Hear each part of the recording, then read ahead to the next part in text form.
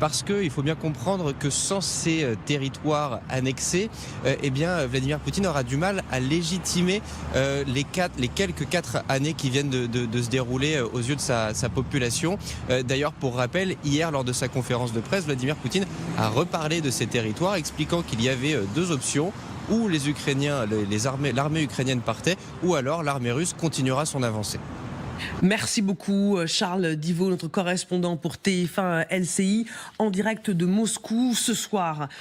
Si Donald Trump reconnaissait les annexions de Poutine, annexion, j'ai envie de dire, unilatérale, ça serait totalement contraire au droit international. Oui, alors plusieurs choses. Bertrand l'a dit, l'annexion de la Crimée, enfin la reconnaissance par les États-Unis de cette annexion en 2014, elle a déjà été évoquée au printemps dernier et on sait déjà qu'elle est sur la table à la Maison-Blanche. Ce qu'il y a de nouveau dans les informations du Télégraphe qu'il faut évidemment prendre avec prudence, c'est que dans le paquet cadeau, si je puis dire, vous avez la Crimée, puis les 4 oblasts conquis par les Russes, et donc Trump pourrait reconnaître cette annexion.